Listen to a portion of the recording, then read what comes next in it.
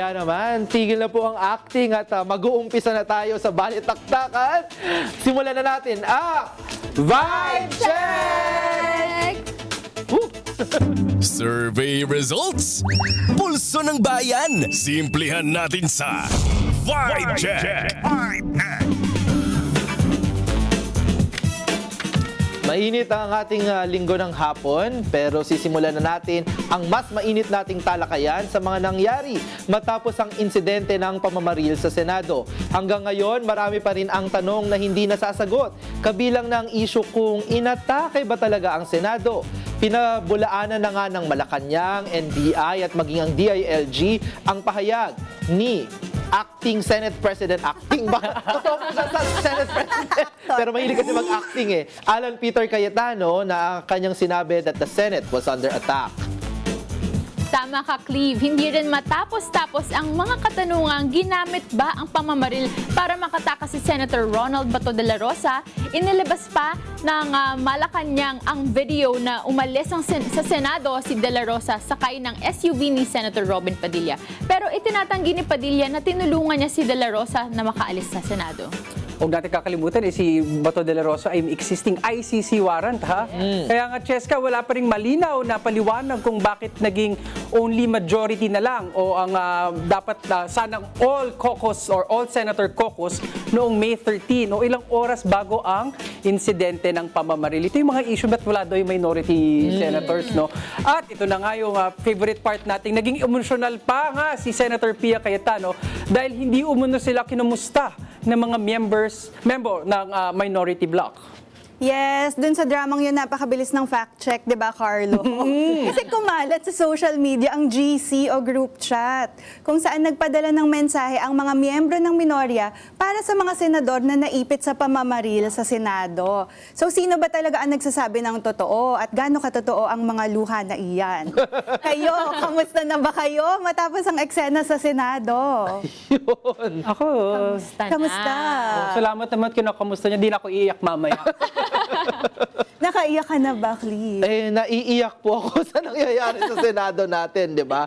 Pero magandang banggitin din na lumabas din yung yung desisyon ng Supreme Court na hindi binibigyan ng temporary restraining order, no? Yun kasi yung hinihiling ng kampo ni Senator Bato de la Rosa, kaugnay nga nung arrest warrant sa kanya ng ICC. Kaya nangangahulugan, wala nang impediment, walang legal barrier para ipatupad ng pamahalaan yung arrest warrant. Kaya nga nasabi na din ng Department of Justice, 'di ba, na handa na sila, no, at pinapanawagan na nila sa mga law enforcement authorities, NBI, PNP na actively ay maaring arestuhin si Senator Bato, basta makita siya kasi ngayon syempre pugante at nagtatago pa rin si Senator Bato, 'di ba?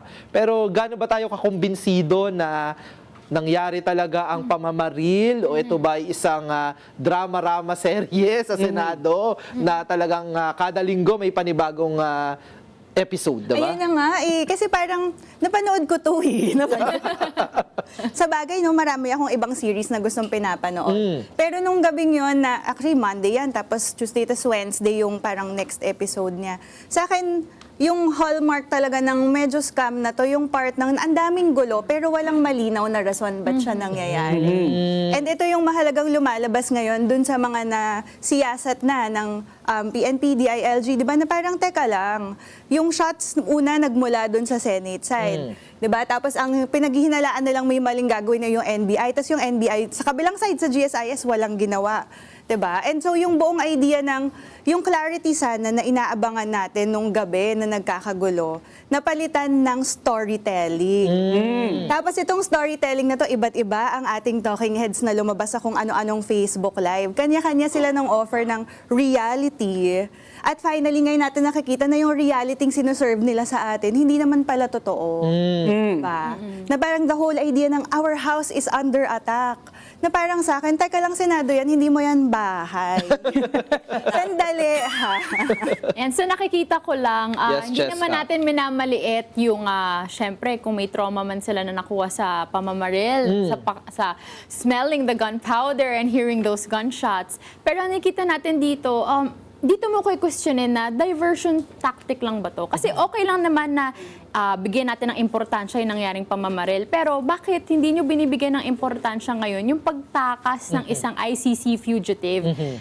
Senators kayo, di ba? You are multifaceted people. You can balance all of these things happening all at once kasi ang daming crisis ng bansa natin. So, hindi pwedeng iisa-isahin lang natin yung mga bagay. Kailangan lahat yan on all fronts ay dapat meron kayong focus, dapat meron kayong political will to solve all of those problems. So, kaya kine-question tuloy ng mga netizens, ng mga Pilipino na nakikitang nag-unfold lahat ng events na ito as it happens, na nililigaw nyo lang ba kami? Oo. Kasi kakamustahin namin kayo, kaso naka-off yung comment section nyo. Gusto namin kayong kamustahin eh. I-on nyo po yan. At nakita ko kami mga makukulit na kabataan nagme-message sa page nila, Senator, kamusta ka na? Pautang nga po.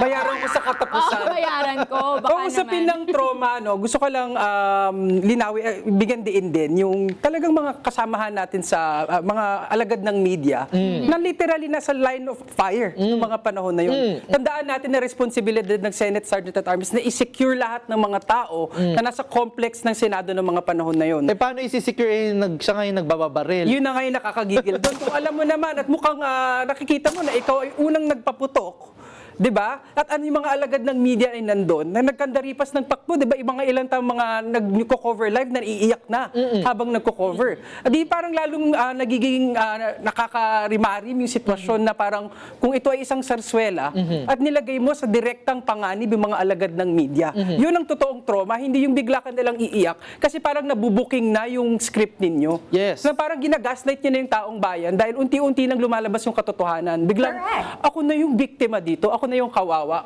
Pag-usapan natin kung sino yung mga totoong kawawa kaya.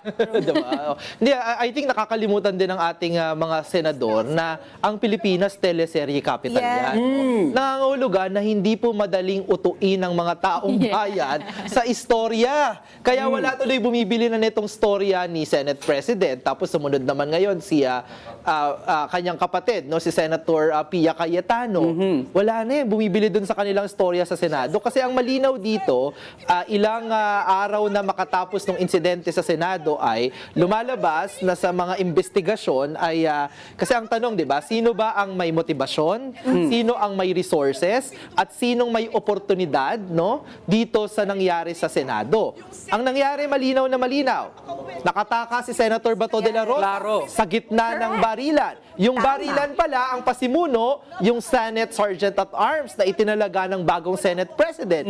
Pagkatapos niyan sunod-sunod na drama kaysa investigasyon yung ating nakita mula sa mga nasa Senado, no? So malinaw sinong nakikinabang dito sa drama ng Senate. Naglabasan ng mga resibo at medyo parang dehado yung story na pinapalutang ng Senado. Oo, diba? oo. Nagpalabas bigla ng body cam footage na perspective naman ng NBI na wala namang nagpaputok sa kanila.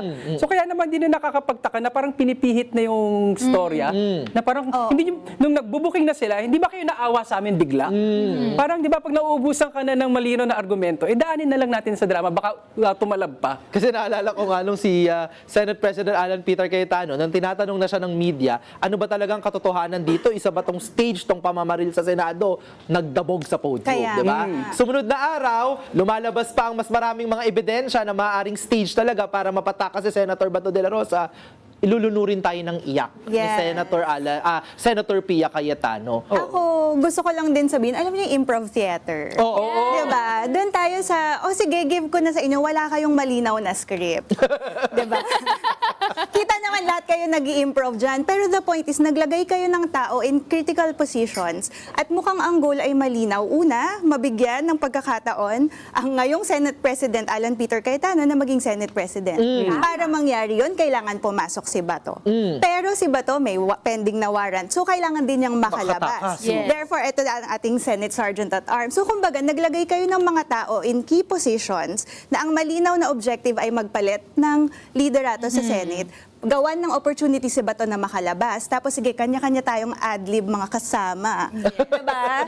Gamit tayo ng props dito, barrel, bang, bang, bang. Okay, Dito tayo sa Facebook Live cry. Diba? Alam mo yun? Kanya-kanya tayong improv, pero iisa So, yung samahan nyo storya. kami dito sa pagpapatuloy naming paghimay-himay sa palabas dyan sa Senado.